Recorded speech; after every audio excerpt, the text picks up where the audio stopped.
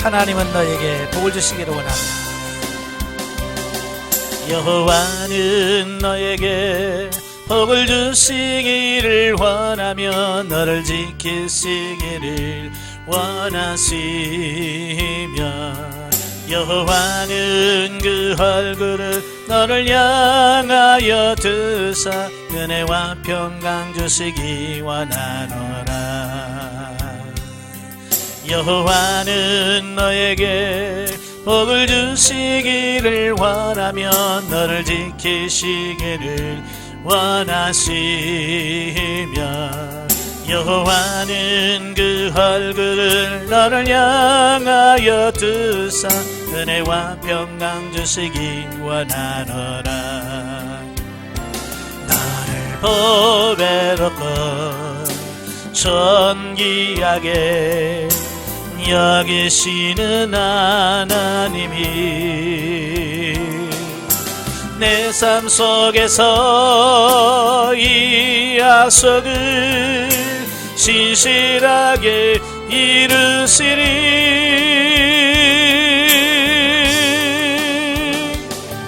땅에 기름진 것으로 하늘에 신령한 것으로 너를 복주시고 지키실 하나님이 너의 영혼 잘 되도록 은혜 베푸시며 평강으로 인도하시리. 아멘. 기도하겠습니다. 은혜로우신 아버지 감사합니다. 오늘도 귀한 날 주시고 또한 훈련이랑 소리 인도하시고 예레미야의 말씀을 같이 상고하게 하셔서 감사합니다. 그 말씀들을 나눌 때 우리 영적 지각을 열으셔서 알게 하시고 생각나게 하시고 깨닫게 하옵소서. 시종을 주님께 맡겨오며 예수님의 이름으로 감사하며 기도합나이다. 아멘. 예, 교재 241쪽입니다. 241페이지 예레미야 31장을 보겠는데요. 31장의 내용이 뭐냐면 선민 이스라엘의 회복 예언에 대한 연속 말씀입니다. 1절부터 22절까지 보면 북이스라엘의 회복 예언에 대한 말씀이죠. 예, 그러니까 북이스라엘은 솔로몬이 죽고 나서 이스라엘이 둘로 나눠지죠. 그래서 남쪽을 유다라 그러고 북쪽 10지파를 북이스라엘이라고 이렇게 말합니다. 그런데 이 북이스라엘이 하나님의 범죄하고 타락해서 BC 722년도에 아수르에 의해서 어떻게 돼요? 멸망을 당해요. 그러니까 남유다보다도 약 130년 먼저 망하게 돼요. 예, 그래서 전 세계로 다 각국으로 흩어져 버렸어요. 예, 어찌보면 표면적으로 보면 북이스라엘은 존재하지 않습니다. 그런데 없어졌던 그들이 어떻게 다시 회복되어질 거라고 오늘 약속해 주시는 거예요. 본문은 북이스라엘 회복에 대한 예언으로 좀 더 구체적으로 상수하면 1절부터 14절은 북이스라엘 회복에 대한 하나님의 약속과 하나님께서 북이스라엘을 회복시키시는 구체적인 모습을 예언적으로 묘사를 하고 있고요. 15절부터 20절까지 보면 하나님께서 아수르에 의해서 멸망하고 포로로 끌려가 극심한 고통 가운데 처한 북이스라엘 백성들을 다시 귀환시킬 것을 약속하심으로써 그들을 위로한 사실을, 또 21절과 21절께서는 하나님께서 이스라엘에 회복시킬 때 주저하지 말고 즉시 귀환할 것을 촉구한 사실을 각각 보도하고 있습니다. 그러니까 지금 남유다는 이미 130년 전에 북이스라엘 멸망했었잖아요. 없어져 버렸어요. 그런데 그 유다 백성들에게 야, 북이스라엘이 분명히 회복할 거야. 북이스라엘이 회복된다는 얘기는 결국 뭐예요? 남유다에도 너희도 회복시켜 줄 거야 라고 하는 말씀이거든요. 그래서 이러한 보면은 하나님은 당신의 백성이 범죄하면 엄히 경계하시나 엄히 징계하시나 그들을 여전히 사랑하시며 그들이 돌이켜 회개하기만 하면 즉시 다시 회복시키시는 자비와 긍휼이 풍성하신 은혜로우신 분임을 깨닫게 해준다. 예. 그러니까 하나님 우리를 사랑하지만 우리가 범죄하고 타락했을 때는 어떻게 해요? 계속 그럼에도 사랑을 하면 우리가 버릇없는, 그렇잖아요. 그 죄에서 돌이키지 않는 어떤 그런 삶을 살잖아요. 그래서 하나님께서는 우리로 하여금 그 죄에서 벗어나서 다시 새롭게 만드시기 위해서 징계라고 하는 과정을 거치시는 거예요. 그러니까 징계가 목적이 아니라 회개하고 돌아오는 걸 목적으로 징계하시는 거다. 예. 그래서 우리가 이 세상에 살면서 어찌하든지 우리는 범죄하지 않아야 돼요. 아시겠죠?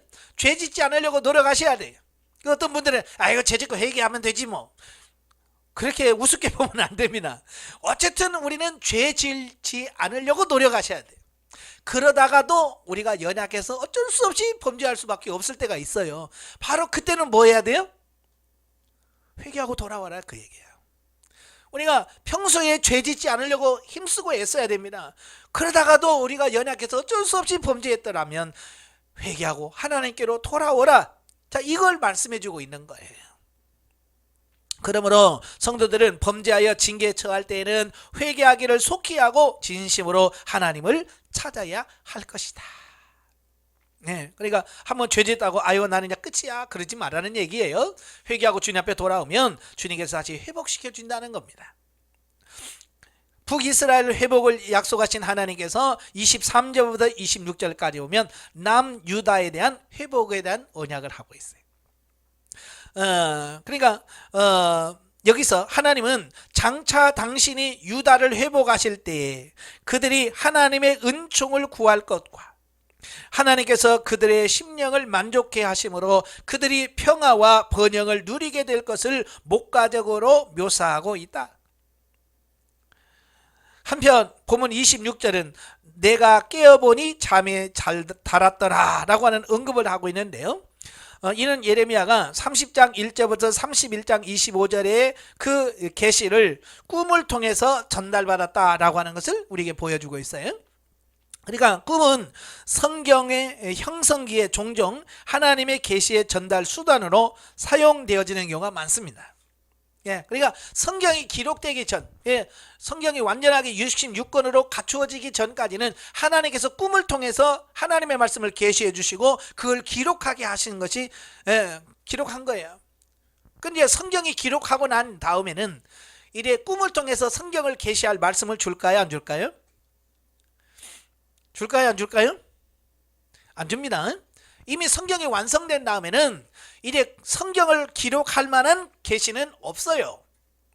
또 오늘 밤에 또 주님께서 꿈에 주셔서 말씀을 주셨다고 해서 써가지고 이건 성경 예를 들어서 사도행전 후서입니다, 또 요한계시록 후서예요, 그래 쓸 수가 있어요, 없어요? 없습니다. 성경 66권 외에는 특별 계시는 없어요. 그러나 지금도 조명 계시는 계속해서 있습니다. 그래서 지금도 조명 계시라고 하는 성경을 보다 분명하게 이해하고 깨닫기 위해서 하나님께서 꿈을 통해서 역사하실 수도 있고요, 또 하나님께서 앞으로 우리가 어떻게 가야 될 것을 가르쳐 주기 위해서 꿈을 통해서 말씀하실 경우도 있습니다. 아시겠죠? 그래서 제가 꿈 얘기할 때마다 항상 뭐라 그래요? 분별 잘 하셔야 된다고요. 왜냐하면 마귀도 꿈을 꾸게 합니다. 또 우리 정신적인 어떤 영향을 통해서 꿈을 또 꾸기도 해요. 그래서 정신의학자들은 자기의 정신 무의식 중에 있는 그 무의식이 꿈을 통해서 나타난다라고 얘기합니다. 그럴 수도 있어요. 그래서 이거 분명히 우리가 분별을 하셔야 돼요. 이게 마귀가 준 건지 아니면 내 정신적인 상태에서 나온 것인지 하나님께서 내게 말씀하신 것인지에 대한 분명한 구분이 있어야 돼. 그렇지 않으면 많은 사람들이 꿈에 속을 수 있어요. 자, 이러한 본문은 하나님께서 언제나 당신의 백성에게 복을 주시기를 즐겨하시는 은혜로운 분이시며 자기 백성에 대한 징계까지도 궁극적으로 볼 때 그들로 복을 얻게 하시려는 방편이라는 것을 깨닫게 준다. 그러니까 하나님께서는 그 사랑하는 자들에게 징계를 주시는데 미워서 주는 게 아니라는 얘기예요. 미워서 주는 게 아니라 그들을 사랑하기 때문에 그들을 변화시키고 새롭게 만드시기 위해서 징계를 하시는 거예요. 그러니까 우리는 하나님이 주시는 징계도 감사해야 되고 하나님이 주시는 고난도 감사해야 되고 하나님이 주시는 훈련도 감사해야 돼. 왜? 나의 유익을 위해서 하나님께 주시기 때문에 그렇다라는 거예요. 그래서 우리가 영성훈련을 받게 되면 정말로 범사에 감사할 수 있는 삶이 돼요. 그죠? 아파도 감사, 가난해도 감사, 심지어 죽어도 감사. 왜? 죽는 것도 유익하기 때문에. 아시겠죠? 그래서 여러분들이 이제 모든 것이 하나님께서 우리에게 은혜로 주신다는 것을 기억하면 우리가 범사에 감사하고 기뻐할 수 있는 그런 삶이 되셔야 돼요. 어때요? 범사 감사돼요? 안 돼요? 아직 아멘이 안 되세요? 범사에 감사하셔야 돼요. 매사에 감사해야 돼요. 성경에 보면 따지고 감사라고 하지 않잖아요. 항상 기뻐하라. 쉬지 말고 기도하라. 범사에 감사하라 그랬어요. 예. 왜? 하나님께서 우리에게 주시는 모든 부분들이 다 하나님의 은혜로 우리에게 복 주시려고 주시는 부분이기 때문에 그렇다는 거예요. 예. 27절에서 40절까지 보면 선민 이스라엘 회복 약속을 세 번째 합니다.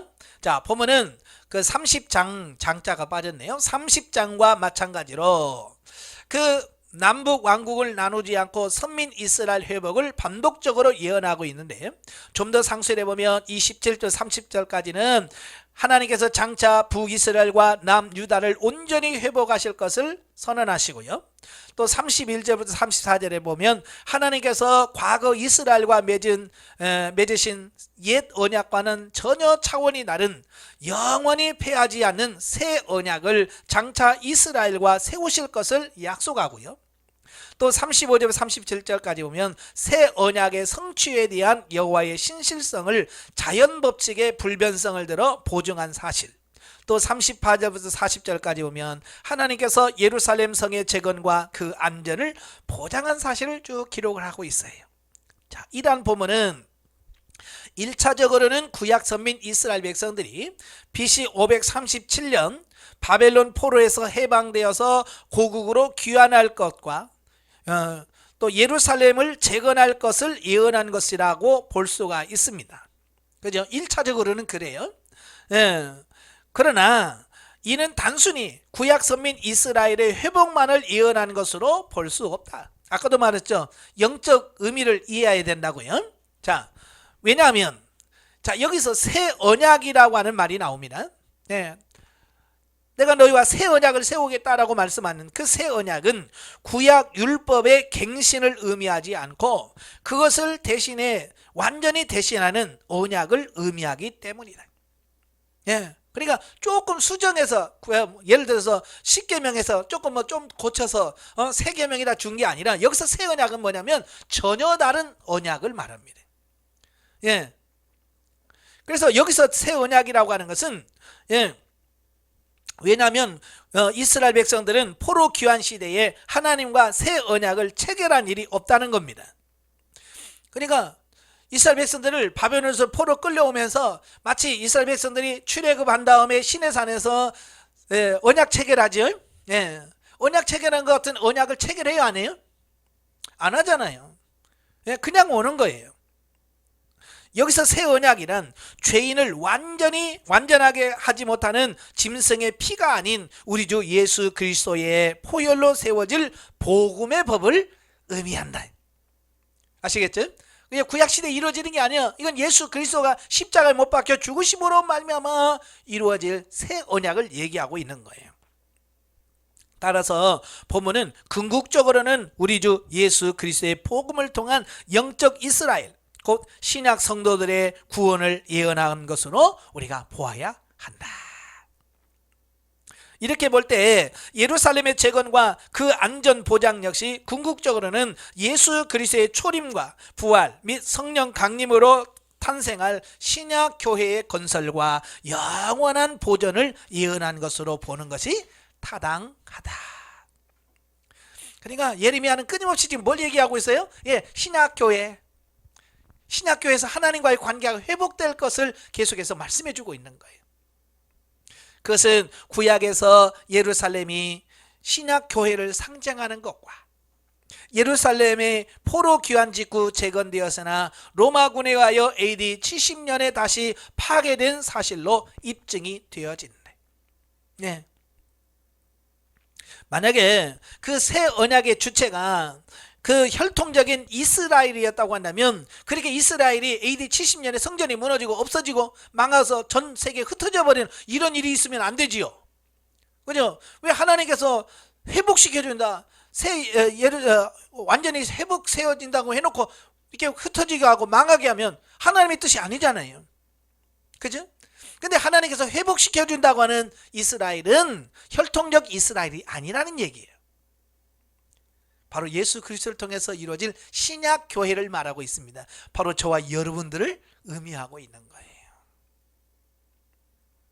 자, 이러한 본문을 통해서 우리는 새 언약의 대상으로서 하나님께서 죄 많은 우리 인생을 긍휼히 여기시고 주권적으로 선택하셔서 영원한 새 언약을 맺어주심으로 영광된 천국 백성이 되게 하여 주신 사실에 감사하며 장차 이루어질 종말론적 하나님의 나라를 기대하면서 오늘날 우리에게 맡게 된 사명을 충성스럽게 감당하는 선한 청직의 삶을 살아야 함을 교훈하게 된다. 아멘. 예. 바로 이 사실을 깨닫고 오늘 여러분들에게 주어진 사명을 잘 감당하시고 최선을 다하시는 여러분 되셔야 돼요. 그래야 나중에 그 나라가 회복되어졌을 때 주 예수 그리스도의 제 이름으로 이루어질 영원한 하나님의 나라에서 여러분의 받을 상급과 푼깃이 기업이 여러분에게 주어질 거라는 거예요.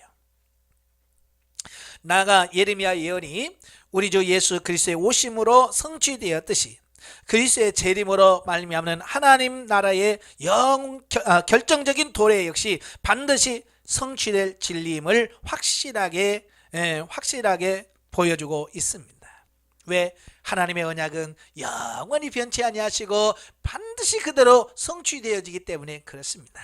그러니까 지금까지 일이 다 하나님의 예언대로 이루어졌잖아요. 그죠? 이제 남은 게 뭐 있어요? 예수 그리스도의 재림과 재림을 통해서 이루어질 천년왕국과 영원 천국에 대한 부분만 남아 있어요. 그러니까 지금까지 예언이 다 성취되었다고 하는 것은 앞으로 지금 성취되지 아니한 그 부분도 이루어질 거라고 하는 확신을 저와 여러분이 주는 거거든요. 그러니까 예수님의 재림, 이거 진짜 믿어도 되나? 이런 생각할 필요 있어요, 없어요? 없습니다. 반드시 됩니다. 그러니까 그걸 확신을 가지시고 준비하시는 여러분 되셔야 돼요. 아시겠죠? 자, 영적에 보죠. 하나님의 명령을 순종치 않은 자들에게 새 언약을 주시는데 그것은 하나님께서 흩어진 유다 백성들을 모으시고 회복시키실 것과 장차 오실 메시아에 대한 언약이다. 예. 그러니까 새 언약은 메시아에 대한 언약이라는 거예요. 하나님이 새 언약을 주심은 출애굽에서의 언약을 파기하였고 하나님이 그들의 남편이 되어 주신다는 언약에도 하나님을 배반하였기 때문에 다시 새 언약을 주시는 것이다. 예. 그러니까 새 언약을 주신 것은 옛날에 맺은 언약이 성취가 안 된 거예요. 예. 그래서 그것을 완전히 파기하고 또 다른 언약을 갱신한다고 해도 지킬 능력이 없다는 것을 하나님이 아시는 거예요. 그죠? 언약 갱신 또 해봐야 얘들은 또 못 지킬 걸 뻔히 아셔. 그래서 하나님께서 일방적으로 내가 새 언약을 준비해놨다. 예. 그래서 그 새 언약을 주신 거예요. 그래서 새 언약은 뭐냐? 하나님의 은혜로 주어진 거예요. 자, 32장으로 가지요. 32장은 선민 이스라엘 회복 예언에 대한 연속이고요. 1절부터 15절까지는 예레미야의 투옥과 아나돗 밭 매입 사건이 나옵니다. 자, 보면은 예레미야가 그의 숙부의 밭을 매입하는 상징적 행동을 통해서 유다가 비록 멸망할 것이지만 다시 회복될 것을 예언한 것으로 1절부터 5절은 본 예언이 주어질 때 시대적 배경과 예레미야가 시대들에 투옥된 사실과 그 이유를 보도해 주고 있습니다. 자, 언제냐? 본문이 주어질 때는 시드기야 제10년 곧 BC 587년으로 이때는 예루살렘이 바벨론에 의해서 함락되기 1년 전에 바벨론 군대에 의하여 포로되어져 있는 상태에서 그러니까 이제 망하기 1년 전이고요. 다 바벨론에서 예루살렘이 완전히 이게 포위된 상태고요. 예레미야는 궁중 시대들에 갇혀 있을 그때, 갇혀졌을 때 주어진 겁니다. 자, 그때에 나라가 워낙 시급하니까, 그죠? 거짓 선지자들이 2년 만에 다시 돌아올 거라고 그랬는데 이미 지났어. 2년이 지났는데도 돌아올 생각은 안 하고 도리어 이래 바벨론에 의해서 완전히 포위됐잖아요. 바로 그러니까 급하잖아. 그러니까 이 시드기야 왕이 예레미야를 초청합니다. 청해가지고 야, 좀 예루살렘 좀 구원을 위해서 너가 좀 하나님께 기도해라.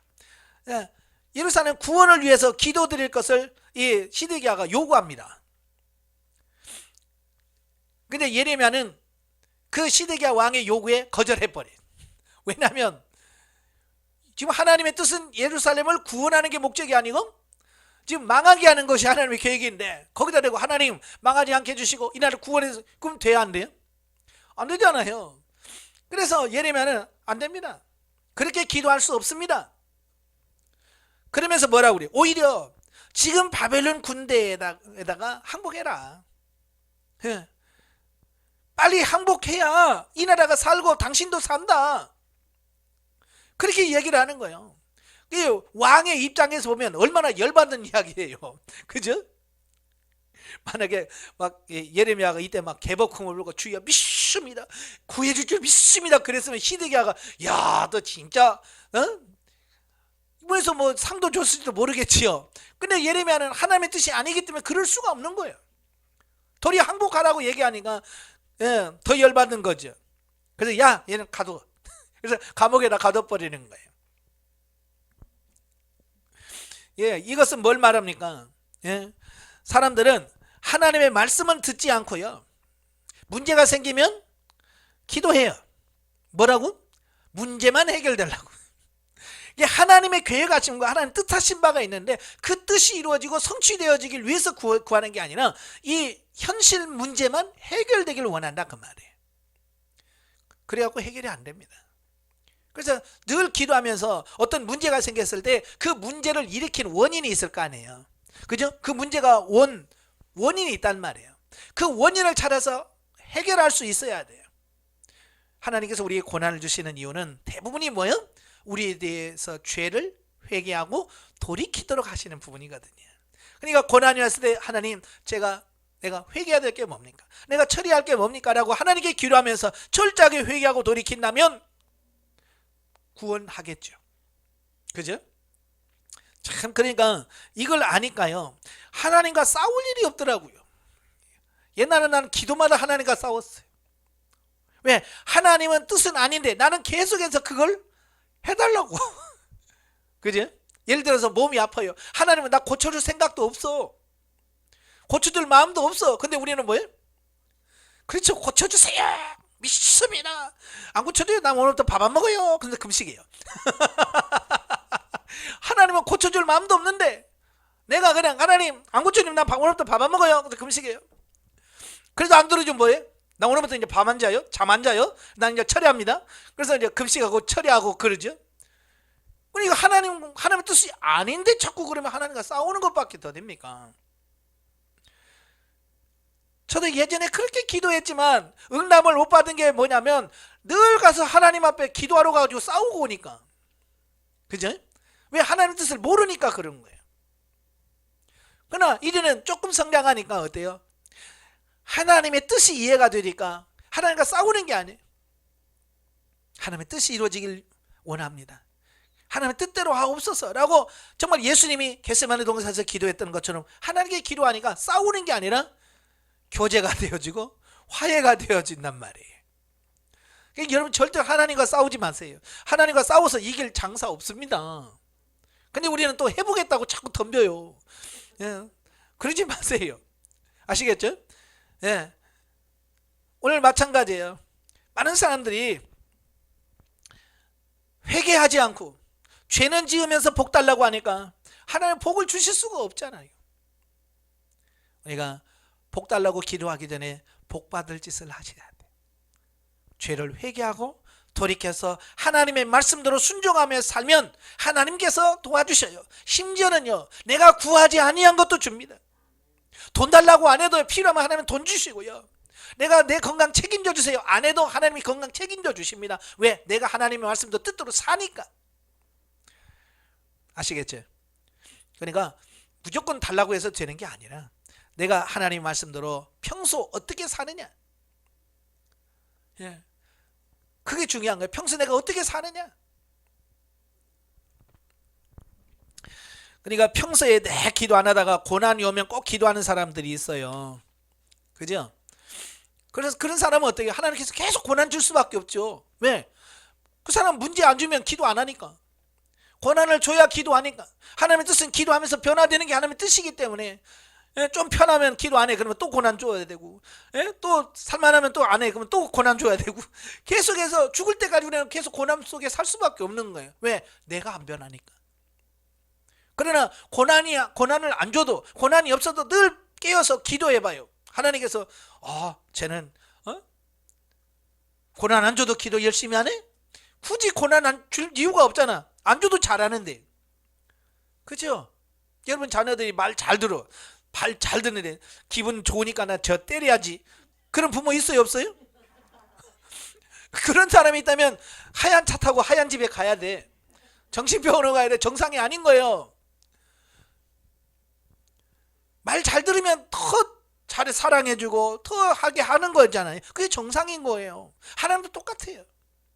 내가 하나님 말씀을 잘 살면 하나님께서 가장 사랑하시고 기뻐하셔서 그냥 복을 주셔요. 그래서 제가 보면 하나님은 복을 주시기에 환장하신 분이에요. 복을 못 주셔서 환장하신 분이에요. 근데 우리는 뭐예요? 복을 못 받아서 환장하는 인간들처럼, 예? 복만 하나님은 주시려고 하는데도 내가 복 받을 준비가 안 돼 있고 복 받을 삶이 안 돼 있잖아요. 그거 어떻게 줍니까? 준들 그게 복이 되겠어요? 그래서 우리가 아무리 그렇게 달라고 해도 하나님께서 주실 수 없는 게 뭐냐? 내가 복을 받을 자격, 준비가 안 돼 있기 때문에 그래요. 그래서 제발 복 달라고 하지 마시고요. 복 받을 짓을 하십시오. 아시겠죠? 예, 끊임없이 기도하시고 끊임없이 묻고 끊임없이 순종하십시오. 그러면 하나님께서 구하지 아니하는 것도 하나님께서 주십니다. 예. 다음으로 16절부터 15절까지 보면 예레미야가 시대 뜰에 갇혀 영어의 몸으로 그리고 유다의 멸망이 임박한 상황에서 하나님의 명령에 순종하여 아나돗에 있는 숙부의 밭을 매입한 사실을 보도하고 있습니다. 자, 예레미야가 이처럼 숙부의 밭을 산 1차적인 이유는 고엘 제도에 의하여 숙부의 토지를 물을 권리가 있었기 때문이다. 그러나 예레미야가 반드시 고엘 제도 때문에 숙부의 밭을 샀다고는 볼 수 없다. 왜냐하면 예레미야는 당시 투옥된 상태로서 그의 전도가 불투명했고 또한 현재는 유다의 멸망이 임박한 상황으로 비록 그 토지를 산다고 해도 그것이 그의 소유가 된다는 보장이 없었기 때문이다. 그죠? 지금 자기는 감옥에 갇혀 있고요. 야, 곧 유다가 망해요. 나라가 없어져 버린단 말이에요. 그런데 하나님이 예레미야에게 뭐라고 말씀하냐면 내 숙부의 밭을 네가 사라는 거예요. 밭을 사라는 거예요. 여러분 같으면 사겠어요 안 사겠어요?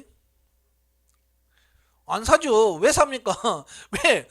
내가 이 감옥에서 나갈지 못 나갈지도 모르고 또 설령 그 밭을 산다고 해도 내가 그 밭을 가질지 못 가질지 나라가 계속 망할 거니까 산다고 해도 내 것이 되는 보장이 없어요. 그런데 살 바보가 어디 있어요? 그런데 예레미야는 산단 말이에요. 예? 왜? 예레미야는 뭘 바라봤어요? 회복을 바라본 거예요. 그러니까 자기 생애는 그 밭 자기 거 안 됩니다. 왜? 70년 오기 전에 예레미야는 죽거든요. 예. 예레미야는 죽어요. 그렇지만 그가 산옴으로 말미암아서 그의 후손들이 그 밭을 이어받아서 계속 하나님의 나라를 이어가는 이런 부분에, 그러니까 예레미야가 그 밭을 산 것은 분명한 의도가 있는 거예요. 상징성을 가지고 있어요. 그 상징성이 뭐냐? 그럼에도 불구하고 그가 숙부의 밭을 산 것은 유다가 비록 범죄하여 하나님의 징계를 받아 바벨론에 의하여 멸망할 것이나 장차 하나님께서 다시 회복시키심으로 본래의 토지 주인이 그 소유권을 다시 행사하게 될 것을 상징적으로 보여주시기 위한 거다. 예. 그러니까 이런 거예요. 자기가 전한 회복에 대한 그것을 확신을 갖도록 하기 위해서 보여주는 겁니다. 예.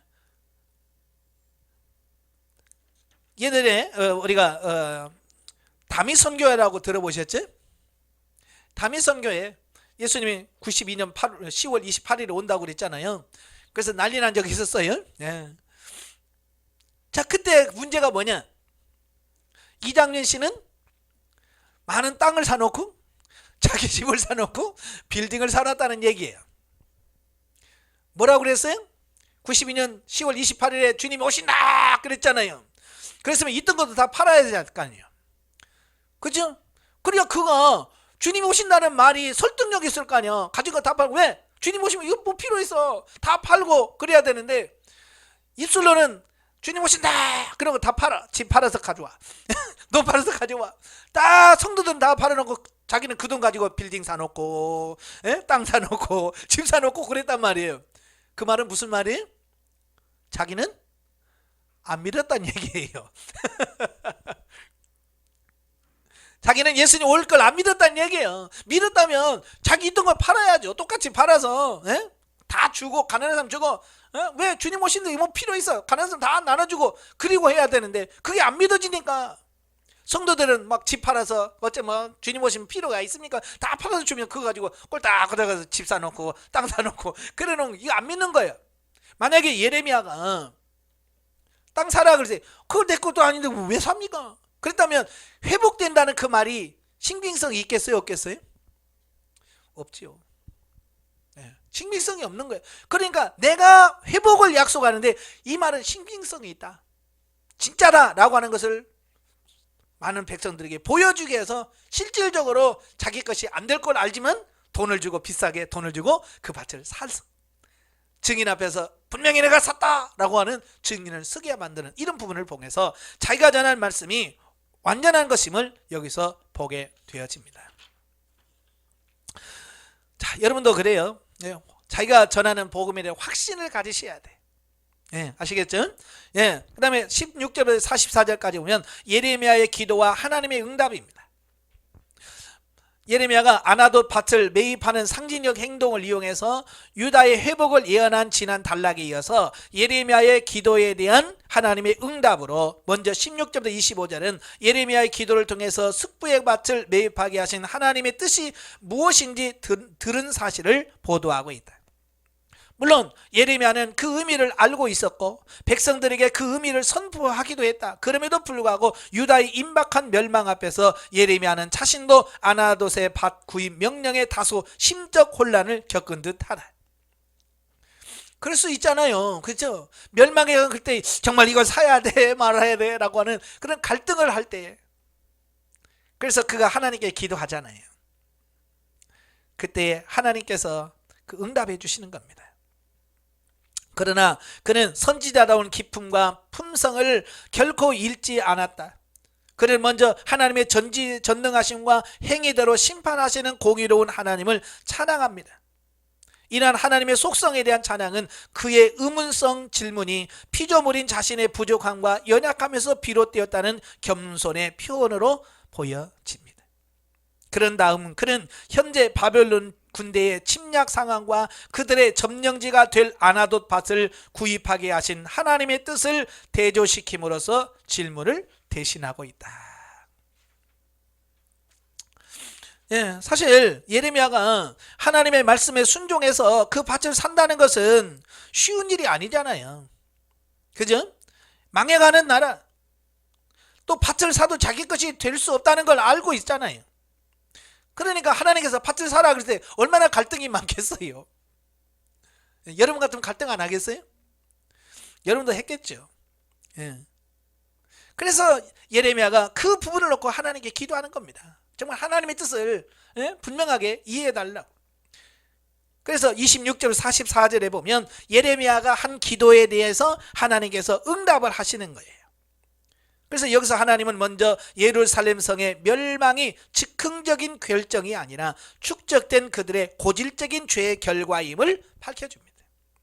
그러니까 오죽했으면 내가 이 성을 멸망할 수밖에 없는지, 그렇잖아요. 하나님의 입장에서 예루살렘은 하나님의 택한 성이잖아요. 하나님의 성이에요. 하나님의 나라예요. 그런데도 하나님께서 그 성을 멸망시킬 수밖에 없는데 그냥 하나님께서 기분 나쁘다고 야 멸망시켜 그랬겠어요? 그 전에 얼마나 고민하고 갈등하고 하나님도 생각해보고 또 생각해보고 해서 내린 결정이겠어요. 바로 이제 그 부분을 말씀해 주는 겁니다. 그리고 계속해서 예레미야의 질문에 대한 직접적 답변으로 이스라엘 민족이 포로에서 귀환하고 나라가 회복되어 다시 토지를 자유롭게 매매할 것임을 예언하고 있다라는 거예요. 다시 말하면 염려하면서 기도하고 있는 예레미야에게 걱정하지 말어. 내가 성취할 거야. 내가 이룰 거야 라고 하는 확신의 말씀을 주시는 거죠. 그래서 하나님의 유다 회복의 약속은 그로 하여금 회의와 불안의 안개를 걷어버리고 희망의 새 아침을 준비하는 자로 만들었던 것이다. 이와 마찬가지로 우리 성도들도 하나님 나라와 종말론적인 구원에 대한 하나님의 약속과 그에 대한 소망을 가짐으로써 이 험한 세상에서 어떠한 고난도 능히 극복하고 항상 기쁨과 감사가 넘치는 생활을 할 수 있다.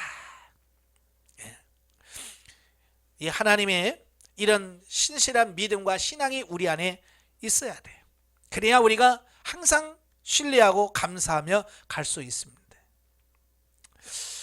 자, 영적이 보죠. 자, 유다의 회복을 약속하신 하나님의 상징적 의미로서 예레미야에게 아나돗에 있는 밭을 살 것을 명령하시는데요.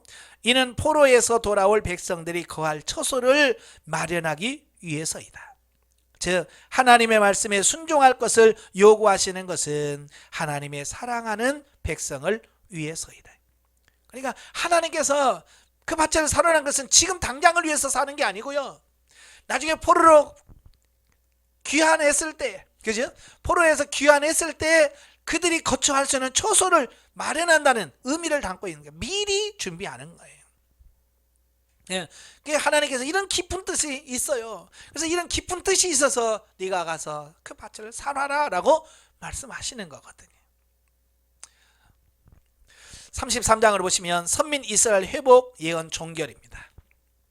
1절부터 13절 선민 이스라엘 회복 약속 본문은 전 선민 이스라엘에 대한 네 번째 회복 약속으로 좀 더 상술해 보면 1절부터 9절에서 예루살렘이 유다 백성들의 범죄함으로 인하여 하나님의 심판의 도구로 사용된 이방 민족의 침멸을 받아 멸망할 것이나 하나님께서 장차 그들의 죄를 사유하심으로 포로에서 구원하실 것을 말씀하고요. 10절부터 13절에서는 이방 민족의 침입으로 황폐화된 국토를 하나님의 은총으로 다시 회복하심으로 이스라엘 백성들로 하여금 평화와 번영을 누리게 할 것을 예언한 사실을 보도하고 있습니다. 자, 그러면서 여기서 특별히 11절에 보면 예루살렘 거리에서 무슨 소리가 다시 들리니라는 표현을 하고 있습니다. 자, 여기서 무슨 소리는 뭐예요? 즐거워하는 소리와 기뻐하는 소리와 신랑의 소리와 신부의 소리와 하나님을 찬양하는 소리가 들릴 것이다 라고 말씀해 주고 있습니다.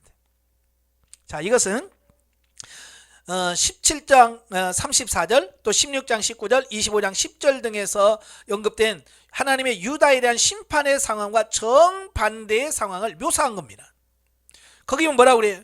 여기서 즐거워하는 소리가 그칠 것이고 기뻐하는 소리가 그칠 것이고 신랑의 소리가 그칠 것이고 신부의 소리가 그칠 것이고 찬양하는 소리가 그칠 것이라고 예언했는데 여기서는 뭐요? 그게 다시 반대로 회복되어지고 들려질 거라는 겁니다. 이건 뭘 말해요? 완전한 회복을 약속하는 말씀이죠. 예? 이는 선민 이스라엘이 하나님의 크신 은혜로 완전히 본래의 모습으로 회복되어질 것이라고 하는 사실을 말씀해 주고 있는 겁니다. 그러니까 나라에도 보면 경기가 어렵다고 그러잖아요. 네, 경기가 어렵다 그러면 경기가 어렵다라고 하면 뭐가 안 되냐면 소비가 안 되는 거예요. 사람들이 어려우면 물건을 사거나 이러질 않아요. 그러면서 가끔 뉴스 보면 요즘 소비 심리가 살아나고 있습니다 그러잖아요. 이제 사람들이 이제 나라가 좀 회복될 거다라고 하면 그때부터 돈을 쓰기 시작하는 겁니다. 그러니까 돈을 쓰는 걸 보면 경기가 회복하고 있구나. 돈을 안 쓴다 그러면 어려워지고 있구나. 이걸 볼 수 있잖아요. 그 마찬가지로 소리, 기뻐하는 소리, 즐거워하는 소리, 찬양의 소리가 없다는 것은 뭐예요? 망해간다는 얘기고, 그 소리가 들린다는 얘기는 다시 회복되어진다는 의미겠지요. 그래서 하나님이 회복을 약속합니다. 그리고 14절부터 26절까지 보면 다윗 왕권과 제사장직의 회복 예언이 나옵니다. 보면은 선민의 회복을 예언함으로써 소위 위로의 책이라고 불리는 30장에서 33장까지 계속되는 일련의 기사의 종결 부분으로 다윗 왕권과 제사장직의 회복 예언을 통해서 선민 회복 예언의 최종 결론을 내리고 있습니다. 좀 더 상세히 보면 먼저 14절부터 18절까지 보면 다윗의 자손 가운데 공평과 정의로 그 백성을 통치할 한 의로운 왕이 나심으로 그를 통해 유다가 구원을 얻고 다윗 왕과 하나님께 제사를 드릴 제사장직이 영원히 회복될 것을 예언한 사실을 19절부터 22절까지 보면 다윗 왕과 제사장직 회복 약속이 하나님의 신실하심으로 인하여 반드시 성취될 것을 강조한 사실을 보도하고 있다. 자, 여기서 다윗 왕권과 그 제사장직의 회복의 예언은 직접적으로 구약 선민 이스라엘의 회복을 예언한 것이라기보다는 메시아 왕국과 관련된 예언이다. 아까 다 설명드렸죠. 네. 영적인 의미로 바로 그래요. 왜냐하면 실제적으로 이스라엘 역사 속에서 이게 이루어지지 않았어요. 네. 왕이 세워지지 않았고요. 네. 그랬어요. 즉 다윗 왕권과 제사장직의 회복 예언은 의의 왕이시며 영원한 대제사장이신 우리 주 예수 그리스도께서 다윗의 자손으로 오셔서 구속사역을 통해 하나님의 택한 백성을 죄와 사망의 권세에서 해방시키면 물론 그들을 구성원으로 하는 새로운 공동체인 메시아 왕국을 건설하시고 공평과 정의로 통치하실 것과 그로 인하여 그 나라가 번성하게 되고 하나님과 그 백성들 간에 온전하고 아름다운 거룩한 교제가 이루어지게 될 것을 예언한 것이다. 예, 이건 예수 그리스도가 오셔서 이루실 신약 교회를 통해서 회복되어질 이 부분을 예언하고 있다. 그 얘기예요. 이러한 본문의 예언은 다윗의 자손으로 오신 우리 주 예수 그리스도의 초림과 그의 구속사역으로 성취되었고요. 그 재림으로 완성될 것이다. 그러니까 지금은요, 완성에 사는 게 아니에요. 지금 과정 중에 있습니다. 그 나라가 완성되어지는 과정에 있어요. 예수 그리스도의 재림을 통해서 이 말씀이 완성이 되어지는 거예요. 그러니까 어찌 보면 예레미야의 예언은 성취된 거예요? 안 된 거예요? 일부는 성취되었고 지금 성취되어져 가고 있는 과정이 있다는 얘기예요. 왜냐하면 예레미야 예언은 예수 그리스도를 통해서 완성되어질 영원한 하나님의 나라에 가야 끝이 되기 때문에 그래요. 이렇게 볼 때 예레미야는 구약 선민 이스라엘의 회복을 예언하면서 모든 영적 이스라엘의 회복까지도 바라보고 있음을 알 수 있다. 한편 이처럼 약 600여 년 전에 시공을 초월하여 의의 왕이시며 영원한 대제사장이신 우리 주 예수 그리스도의 탄생과 그의 구속사역 및 구원받은 성도들을 구성원으로 하는 메시아 왕국에 대한 예언이 예레미야를 통해 주어지고 그것이 훗날 그대로 성취된 사실은 모든 성경 예언은 하나님의 감동으로 기록된 것으로 반드시 성취될 절대 진리라는 사실을 교훈해주고 있습니다. 그러니까 우리가 성경을 읽으면서 바로 이런 깊이 있는 사실들을 우리가 인식하고 깨달아야 돼요. 그죠? 근데 예레미야서를 보면 우리는 그냥 과거에 지금부터 한 2600년 전에 일어난 사실을 기록해 놓은 걸로만 보니까 이 깊은 뜻을 모르는 거예요. 지금 예레미야는 그때만 얘기하는 게 아니라 지금 우리도 기다리는 예수 그리스도의 재림까지를 내다보면서 예언했는데 우리 그걸 못 본단 말이에요. 그냥 아무 생각 없이 성경만 읽어요. 예. 그러니까 수없이 읽은들 그 말씀의 진리를 제대로 이해하지 못하고 있기 때문에 우리가 제대로 된 하나님 말씀에 순종하지 못하는 이런 모습들을 보게 돼요. 그래서 저도 늘 기도합니다. 성경 읽을 때마다 하나님 종의 눈을 열어 보게 하옵소서. 눈을 열어 보게 하시고 귀를 열어 듣게 하시고 심령을 열어 깨달아지는 역사가 있게 해주옵소서. 예, 그게 없으면 우리는 보고도 모르고 들어도 모르고 읽어도 깨달지 못하는 그런 삶을 살게 돼. 그래서 우리가 성경을 좀 보다 깊이 있게 바라볼 수 있는 여러분 되시기를 바래요. 자, 34장으로 가죠. 시드기야 최후에 대한 예언과 노예 해방 언약을 변개한 유다인을 향한 심판 경고. 1절부터 7절까지 보면 시드기야 최후에 대한 예언이 나옵니다. 자, 본장부터 이제 44장까지는 예루살렘 함락 전후로 한 예레미야의 선지 활동에 대한 기록입니다. 그 중에서 34장부터 38장에서는 예레미야의 예루살렘 함락 직전의 사역을 다루고 있고요. 39장에서는 예루살렘 함락 당시 사역을, 또 40장부터 44장까지는 예루살렘 함락 후로부터 유다 남은 백성들이 애굽에 이주하여 정착할 때까지의 일정 기간 동안의 사역을 기록을 하고 있어요. 자, 이런 문맥하에서 보면은 예레미야의 예루살렘 함락 직전의 사역을 보도하고 있는 34장부터 38장까지 계속되는 1년 기사의 계시 부분으로 시드기야의 최후에 대한 예언을 하고 있습니다. 즉 예레미야는 예루살렘이 결코 망하지 않아야 할 것이라고 하는 거짓 선지자들의 말과 동맥 애굽에 대한 기대 등으로 인하여 하나님의 심판 경고와 바벨론에 복종하라는 권고를 무시하고 바벨론의 항전을 고집하는 시드기야를 향해서 예루살렘이 바벨론에 함락이 되고 시드기야 자신도 바벨론 포로로 끌려가서 거기서 최후를 맞이하게 될 것을 예언하고 있습니다. 참, 그 왕 앞에서 이렇게 사실대로 이야기한다는 거 쉽지 않을 것 같은데, 그죠? 근데 예레미야는 사실대로 실질적으로 그렇게 얘기합니다. 이건 아직 이루어진 일이 아니잖아요. 앞으로 이루어질 일에 대해서 이야기하고 있는 거예요. 왕이 야 어떻게 될 것 같냐? 라고 질문하니까 그걸 하나님께서 깨닫게 하신 대로 지금 이루어진 게 아니라니까, 미래 앞으로 되어질 일에 대해서 정말 사실적으로 다 얘기하고요. 어떻게 해야 살아난다는 것까지도 다 얘기를 하는 겁니다. 우리는 과거 내가 이미 지나간 것도 이야기하려면 제대로 이야기 못할 때가 많아요. 그죠? 그런데 예레미야는 앞으로 이루어질 일에 대해서 그렇게 분명하게 말한다는 거예요. 쉬운 일은 아닐 거예요.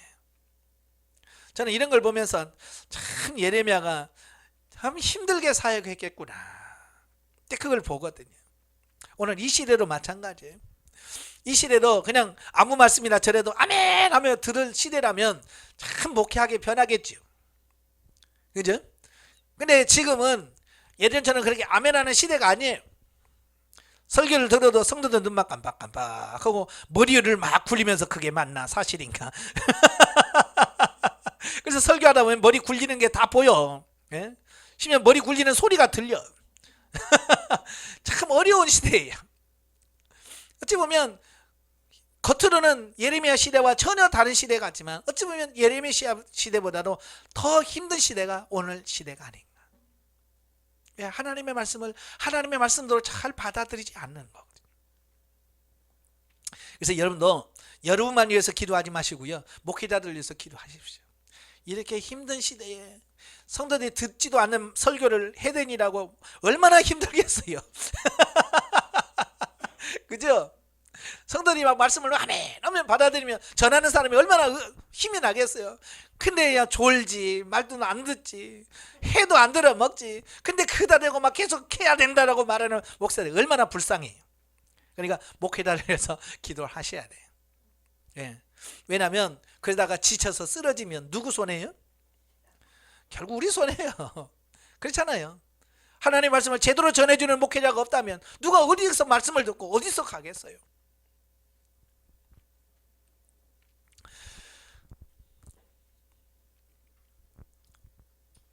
자, 시드기야 자신은 바벨론 포로로 끌려가서 거기서 최후를 맞이하게 될 것을 예언하고 있습니다. 자, 그 정도 되면 조금 그래? 그럼 내가 어떻게 살아야지? 그래서 좀 변화돼야 되는데요. 그렇게 다 어떻게 죽을 거라는 걸 다 알려줘도 참 그걸 못 알아먹는, 참 이게 인간이에요. 인간이에요. 가끔 보면 떼먹여줘도 못 알아먹는 하는 말 있잖아요. 예? 입에다 떠 넣어줘도 못 먹는 사람 있잖아요. 바로 시드기가 그거예요.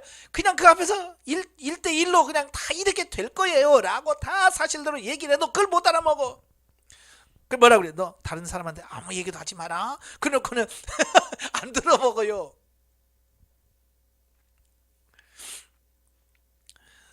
한편 이러한 예언이 주어진 때가 언제냐? 예루살렘이 바벨론 군대에 포로된 때로서 아마도 포위 초기인 BC 588년경으로 추정된다.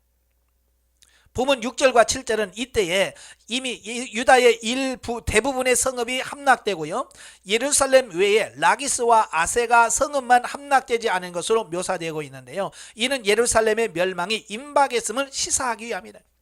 그러니까 이때만 해도 그 남유다 땅은 다 이미 다 바벨론에 멸망당했고요, 이제 예루살렘 성 남았고 라기스 성 남았고 아세가 성, 이 세 성읍만 남았어요. 나머지는 다 바벨론에서 다 지고 이 세 성읍만 남아있는 그때라 그 말이에요.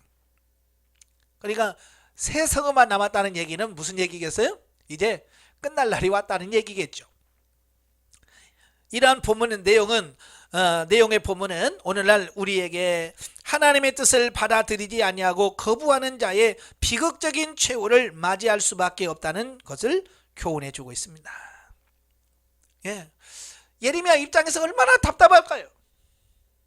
그 앞에서 그냥 시드기야 왕 앞에서 그냥 하나님의 말씀을 전해도 그 말을 받아들이지 않는 그 시드기야 왕이나 유다 백성들의 그 강팍한 마음, 왜 예레미야 선지자가 눈물의 선지자가 될 수밖에 없는지 아시겠죠?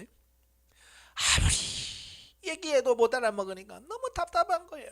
너무 불쌍한 거예요. 그러니까 예레미야가 눈물을 흘리면서 기도할 수밖에 없고 설교하면서도 눈물을 흘릴 수밖에 없는 것이 그 시대에 너무 강팍한 시대였기 때문에 그렇다라는 겁니다.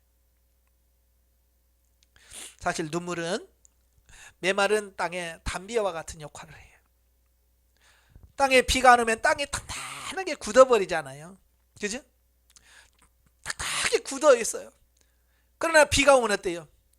굳어졌던 그 땅들이 허물허물해요. 부드러워집니다. 그래서 씨들과 새싹들이 자랄 수 있는 환경을 쫙 돼요. 바로 눈물이라는 것은 굳어진 우리의 마음을 녹이고 푸는데 특효가 뭐냐? 눈물이에요. 그래서 전하는 자도 눈물로 전하려고, 듣는 사람도 눈물로 전하셔야 돼요. 혹시라도 여러분 눈물이 메말랐다면 하나님께 기도하십시오. 내 눈에 눈물을 주시고 굳어버린 내 심령이 부드러워진 옥토로 바뀌어지는 역사가 있길 원합니다. 그래서 기도하면서 여러분 우셔야 돼. 아시겠죠? 예. 그러므로 성도들은 비록 하나님의 뜻이 당장에는 우리에게 유익하지 못한 것처럼 보인다 할지라도 일단 순종하면서 하나님의 은총이 임하기를 구해야 될 것이다. 이건 굉장히 중요한 부분이에요. 내 마음에 안 들어도 일단 순종하고 봐야 돼. 근데 여러분 마음에 안 들면 순종해요, 안 해요? 안 하죠. 그러니까 그 다음 단계 준비하는 그 하나님의 은혜를 우리가 못 받는 거예요. 왜? 지금 단계 순종해야 그 다음 것이 오고 순종해야 그 다음 것이 오는데 내가 순종하느니 그 다음 것이 안 오는 거예요. 빨리빨리 순종하시길 바래요. 제가 그래요.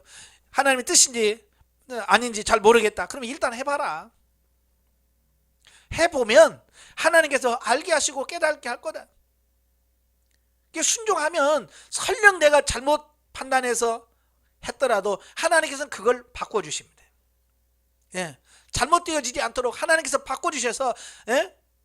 바꿔주셔서 선하게 이끌어 주셔요. 근데 우리는 잘못될까봐 덜덜덜덜 떨고 안 하면 그 하나님의 그 바꿔주시는 이 부분이 없어요. 그러니까 일단은 순종하는 게 중요한 거예요. 아시겠죠? 기도하다가 이게 하나님의 뜻이다 라고 믿어져지면 아멘 하고 순종해 보세요. 그러면 역사는 하나님이 하셔요. 자, 8절부터 22절까지 보면 노예 해방 언약을 변개한 유다인들을 향한 심판 경고. 자, 본문의 내용을 상술해 보면, 자, 8절부터 11절까지 시드기야 왕과 방백들과 백성들이 언약을 맺고 동족 노예를 해방시켰다가 이를 변개하여 다시 끌어다가 노예로 삼은 사실을 밝히고요. 12절부터 16절은 노예 해방 언약을 변개한 유다 백성들을 향해 하나님께서 통렬하게 책망한 사실을, 17절부터 22절은 노예 해방 언약을 변개한 유다 백성들을 향한 심판 경고로 유다가 이방 민족의 침입을 받아 성들이 황폐화되고 왕과 방백과 백성들이 살육당하게 될 것을 예언한 사실을 각각 보도하고 있다. 자, 구약 율법은요, 이스라엘 백성들 가운데 부득이하게 동족의 노예가 됐을 경우, 사실은 하나님은 같은 민족인 히브리인 백성들, 이스라엘 백성들을 노예로 삼지 말라고 명령하고 있어요.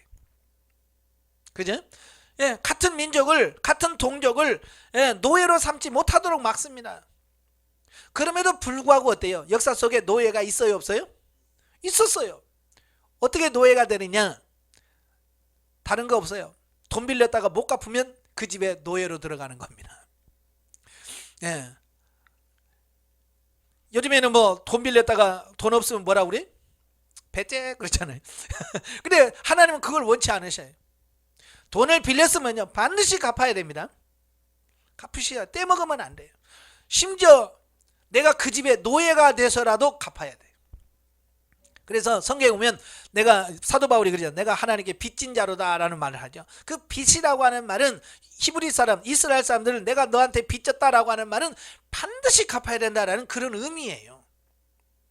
아시겠죠? 예, 그러니까 빚이 있어. 근데 돈을 빌렸는데 내가 못 갚아. 그러면 그 빚 대신에 내가 그 집에 노예로 들어갑니다. 그래서 같은 히브리이지만 동족에게 노예 생활을 하게 되는 거죠. 자, 그럴지라도 하나님께서 법을 또 만들어 줬어요. 너희가 부득이해서 너희가 노예가 됐더라도 그 집에 들어가서 6년 동안 그 집을 섬겼으면 7년 되던 해는 놓아줘라. 자유롭게 해줘라. 예. 그래서 나가는 종에게 빈손으로 나가지 않게 해라. 사실 그 집에서 6년 동안 일했으면 이 집은 나가면 맨몸 몸으로 나가면 어떻게 해요? 굶어 죽잖아요. 그죠? 그래서 그에게 그가 수고한 대로 충분히 주어서 그가 살 수 있도록 만들어서 내보내라. 근데 이 종이 안 나가겠다, 나 계속 이 집에서 그냥 종으로 살겠다라고 하면 제사장한테 제사장을 끌고 갑니다. 데리고 가죠. 그럼 제사장에서 이 귀에다가 구멍을 뚫어요. 그리고 귀고리를 하나 이렇게 딱 달아줍니다. 그게 뭐냐면, 이래 나는 자유인인데 내가 자유를 스스로 포기하고 나는 이 집의 종이 되겠습니다 라고 스스로 선택한 사람들이 귀고리를 하는 거예요. 요즘에 여성들은 귀고리를 뭘로 차요? 멋으로 차고 액세서리로 찹니다만은 본래는 나는 노예입니다, 나는 내 신분은 종입니다, 그 뜻이 귀를 뚫고 여기다 고리를 하나 걸어놓는 거예요. 그래서 옛날 옛날 영화들을 보면 남자들인데도 귀고리를 이만큼 하나씩 고리씩 달고 있는 사람들이 있어요. 바로 그 사람은 신분이 종이라는 얘기예요. 그러니까 그 귀고리 하는 거 보면 아, 저건 종이구나 알 수 있단 말이에요. 그래서 7년째는 해방시켜 주도록 규정을 하고 있어요. 그런데 당시 유대인들은요 이 규정을 무시해버렸어요. 6년이 지나도 7년째 안 내보내 줍니다. 계속 종으로 데리고 사는 거예요. 노예로 삼는 겁니다. 그런데 그러다가 지금 이 성이 포위가 됐잖아요. 이제 끝날 때 성이 이제 망할 때가 됐어요. 그러니까 그때서야 시드기와 백성들이 언약을 맺고 야, 우리 노예들 다 해방시켜 주자. 자, 그래서 다 노예들을 이제 해방을 시켜주는 겁니다. 이제 너는 이제 노예가 아니야. 그래서 노예 문서 딱딱 찍고 이제 자유롭게 살아라고 풀어줍니다. 이 노예들이 얼마나 기뻤을까요? 그죠? 노예 생활을 풀려나니까 얼마나 기뻤을까요? 그런데 그 시드기야나 유다 백성들이 그 노예를 해방시키준 이유가 뭐냐? 원인이 뭘까? 그걸 보셔야 돼요. 그러니까 순수한 동기에서 그렇게 한 것이 아니라 어떤 의도를 가지고 있었어요. 물론 이제 성경에는 안 나오지만 첫째 의도가 뭐냐면 그때 당시 이 노예나 종은 이 군인으로 안 보냈어요. 군인이 안 돼요. 그러니까 지금 전쟁을 하려고 하다 보니까 사람 숫자가 적잖아요. 그죠? 그러니까 노예들은 전쟁에 못 나가니까, 안 나가니까, 손해를 보는 거예요. 그래서 이들을 자유를 주고 대신 군인으로 쓰자라는 그런 의미도 있습니다. 그래서 가끔 영화에 보면 그런 게 있어요. 옛날에 보면 전쟁을 할 때에 이래 사형수들 있잖아요. 사형수들에게 제안을 하는 겁니다. 너는 어차피 죽게 돼 있다. 그러면 너희가 이 전쟁에 나가서 전쟁에서 이 전쟁을 승리하면 너희들에게 자유를 선포하겠다. 자, 그래서 죄수들로 구성된 부대를 만듭니다. 이 사람들은 무서운 게 없잖아요. 이미 뭐요? 이 사람들은 죽기로 사형수들이에요. 그러니까 그 사형수에서 살아날 방법은 뭐예요? 죽기 살기로 그 전쟁에서 이기면 자유를 준다고 하니까 목숨 걸고 하는 거예요. 그런 것처럼 이들에게도 이 종들을 풀어줌으로 말미암아서 군인 숫자를 통해서 죽기 살기로 싸우도록 만드는 어떤 그런 목적이 하나 있었고, 또 하나는 여기서 본문에 나온 것처럼 시드기야와 백성들은 예레미야의 예언대로 바벨론의 느부갓네살 왕이 예루살렘 포위함으로써 예루살렘 함락이라는 절대절명의 위기에 직면하자 율법의 규정을 준수함으로써 하나님의 진노를 누그러뜨리고자 한 것이다. 그러니까 순수해서 그 사람을 사랑해서가 아니라 이렇게 착한 일을 하면 하나님께서 혹시 우리를 용서해주고 봐주지 않을까. 자, 그런 의도를 가지고 노예들을 풀어준 거다라는 사실이에요. 그러니까 그 의도가 불순한 거예요. 깨끗하지가 않은 거예요. 그걸 어떻게 할 수 있느냐? 자, 그들을 의도는 이러한 의도는 바벨론이 일시적으로 예루살렘 포위를 풀자 노예를 다시 잡아들인 사실로 입증이 됩니다. 풀어줬으면 좀 상황이 달라져도 놔둬야 되는데, 자, 노예를 다 해방시켜 줬어요. 그러니까 애굽이 그 전쟁에 뛰어듭니다.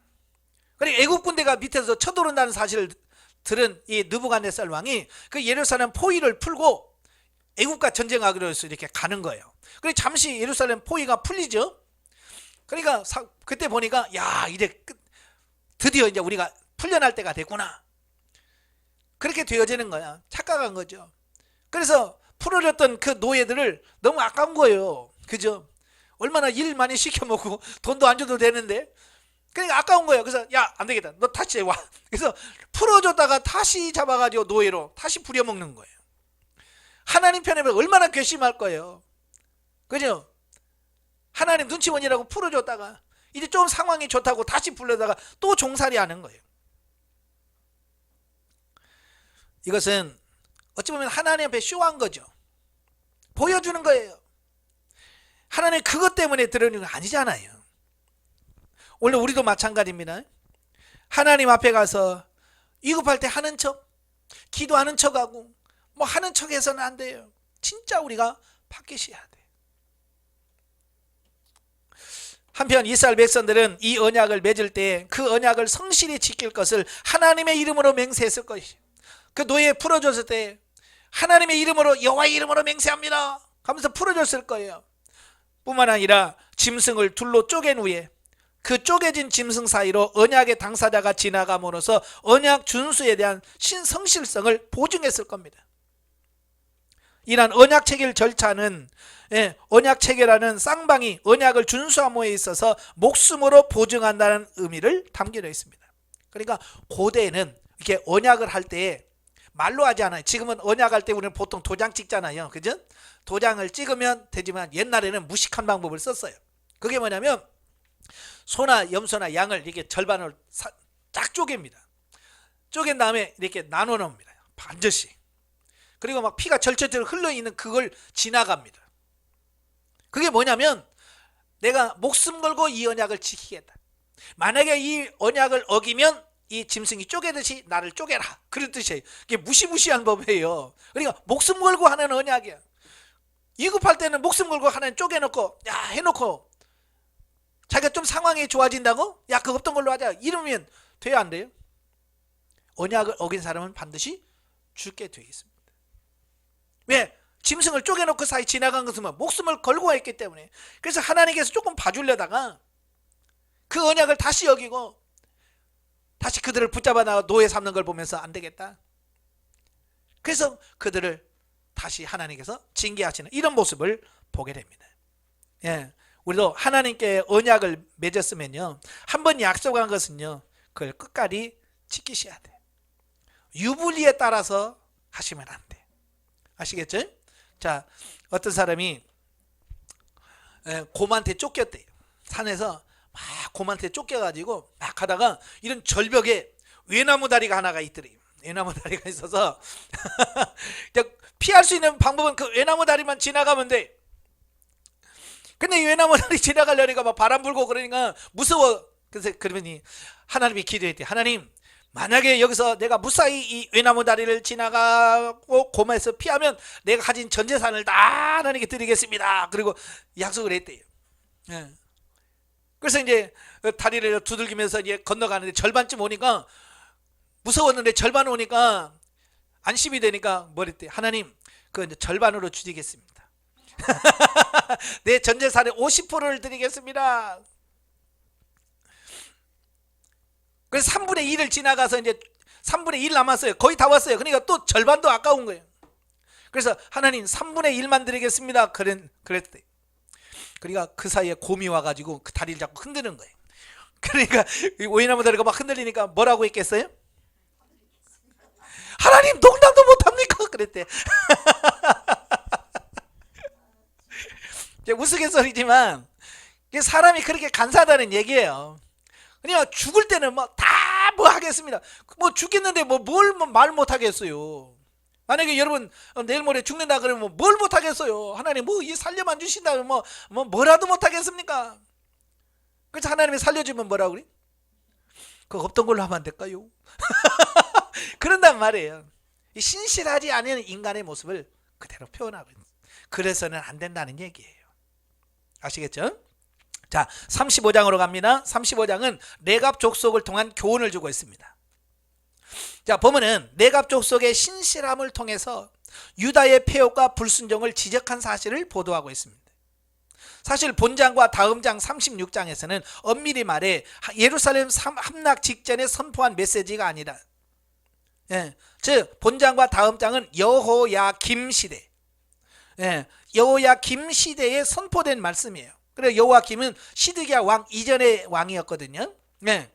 그럼에도 불구하고 여기에 삽입된 것은 이것은 유다 멸망 사건과 매우 밀접한 연관을 가지고 있기 때문이라는 겁니다.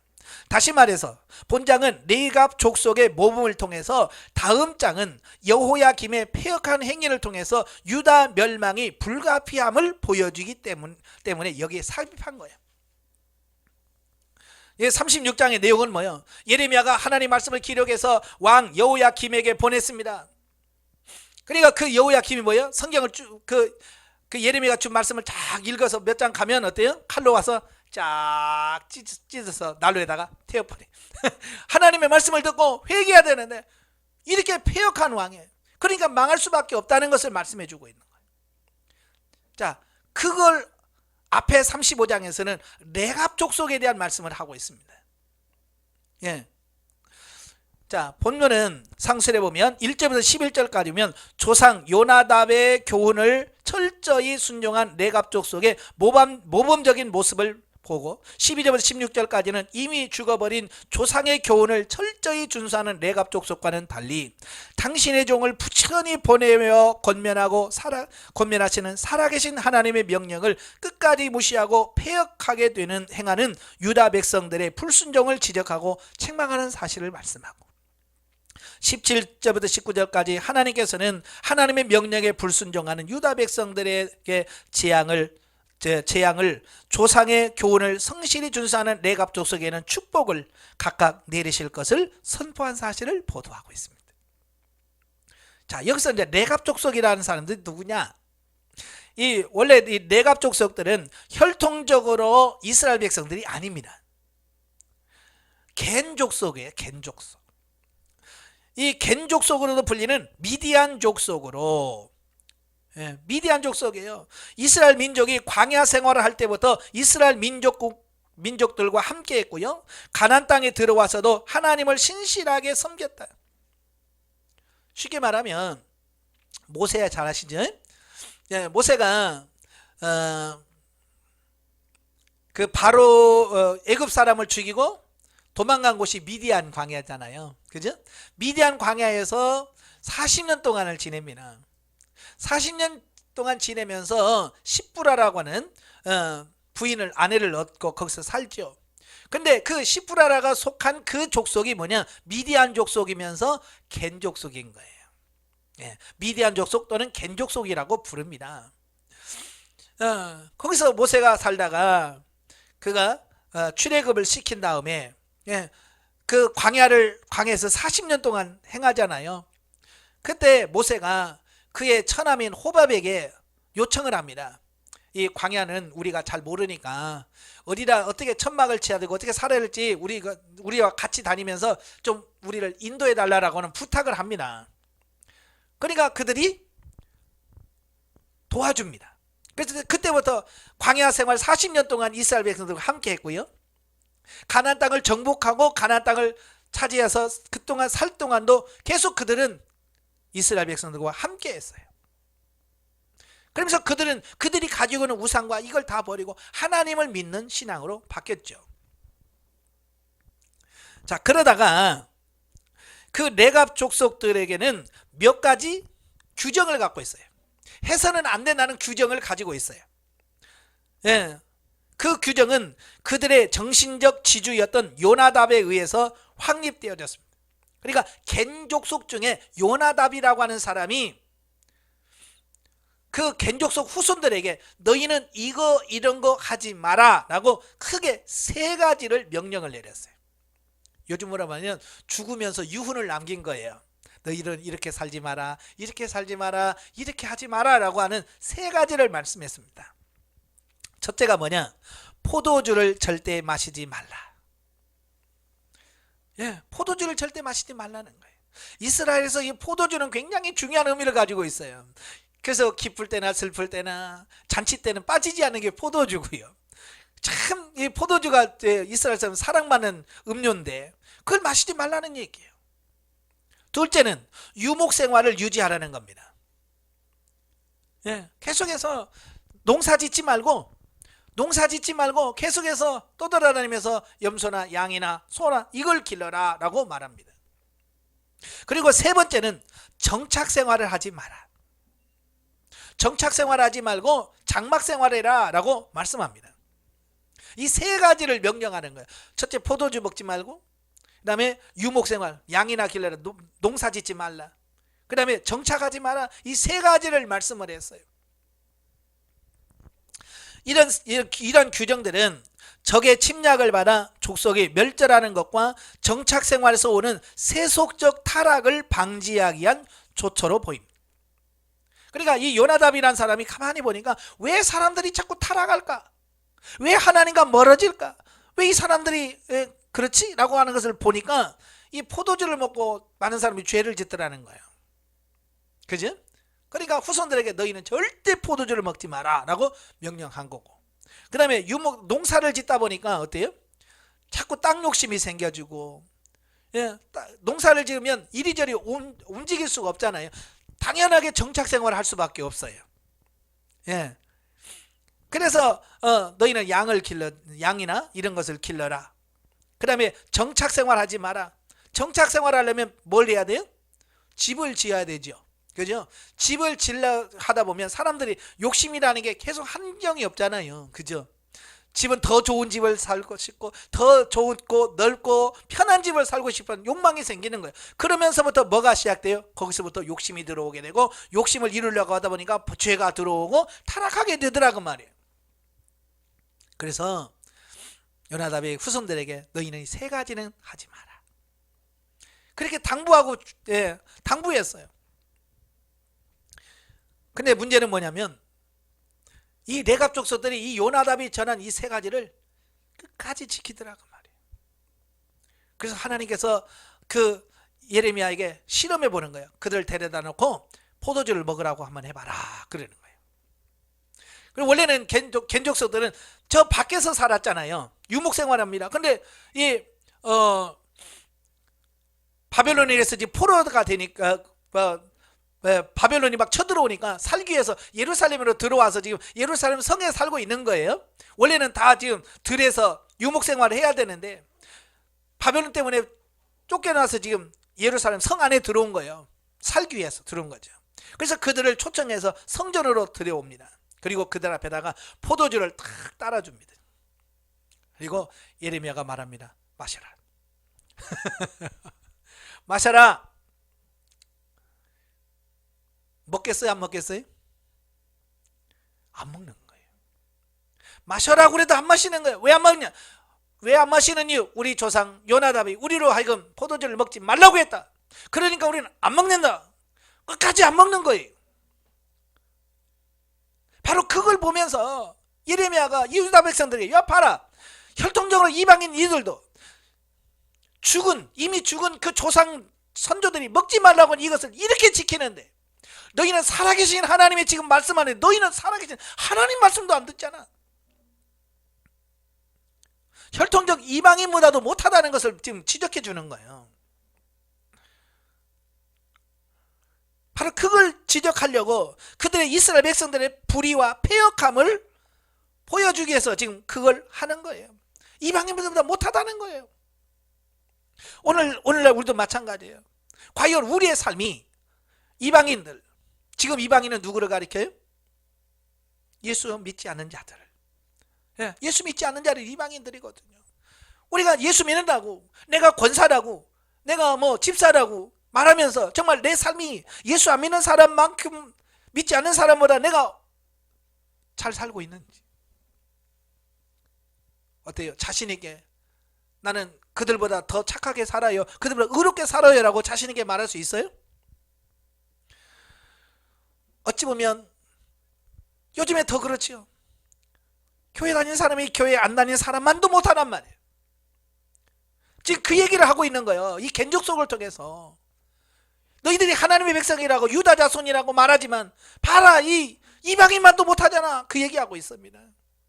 오늘 우리의 삶이 예수 안 믿는 이방 사람만도 못해서는 안 되잖아요.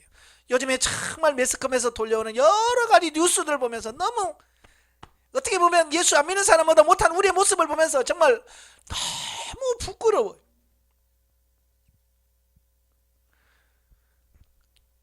우리가 그래서는 안 돼요. 아시겠죠?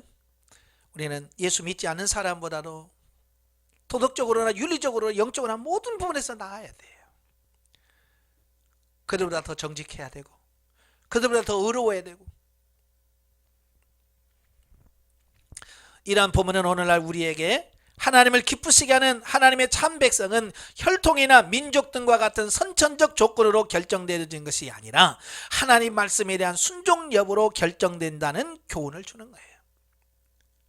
여러분 직분 가지고 하는 게 아니에요. 목사 갖고 천국 가는 게 아니고요. 권사라는 거 뭐 장로라는 거 가지고 천국 가는 게 아닙니다. 내가 하나님 말씀에 얼마나 순종하느냐, 내가 하나님 말씀을 얼마나 사느냐, 이게 중요한 거예요. 나아가 창조자요 역사의 주권자이신 하나님의 말씀에 대한 순종 여부가 영복과 영벌의 결정을 하는 절대 기준임을 보여주고 있습니다. 그래서 뭐라고 그래요? 내가 겐족속은 내가 살려주겠다. 하나님이 그래요. 겐족속은 내가 영원히 그들에게 복을 주겠다. 그러나 유다는 하나님께서 징계하시고 벌하시겠다라고 말씀하시는 거예요. 이건 혈통이 아니라고 분명히 말씀했죠. 믿음과 순종의 여부예요. 영적이 보죠. 하나님은 패역한 유다 백성에게 이방 민족인 내 가족속들이 하나님께 충성하는 것을 말씀하므로 유다의 죄를 경고하고 있습니다. 이름에도 불구하고 유다는 이를 깨달지 못한다. 내갑 족속은 이방인이지만 그들이 순종함으로 하나님께 축복을 받게 되어집니다. 오늘 우리도 영적인 어떤 우월감을 갖고 살지 않기를 바라요. 그래도 내가 권사야, 내가 뭐야 라고 하지 마세요. 그것 때문에 구원받는 게 아니라고 그랬어요. 철저하게 얼마나 하나님 말씀을 겸손하게 순종하느냐, 이게 저 중요한 거예요. 아시겠죠? 예, 그래서 철저하게 주님 말씀에 순종하는 여러분 되시기를 주님을 축원합니다. 기도하겠습니다. 은혜로우신 아버지 감사합니다. 오늘 예레미야서의 말씀을 통해서 참으로 하나님 말씀에 순종하는 자와 불순종하는 자의 삶에 대한 부분을 분명하게 말씀하고 있습니다. 우리가 아무리 우리 직분이 높고 뭘 해도 하나님 말씀에 순종하지 아니하면 구원에 이를 수 없다고 말씀합니다. 우리가 철저하게 하나님 말씀에 순종해 가는 우리 삶이 되어져 하나님이 인정하는 삶이 될 수 있도록 도와주시옵소서. 예수님의 이름으로 감사하며 기도합나이다. 아멘. 하나님께 온돌립니다.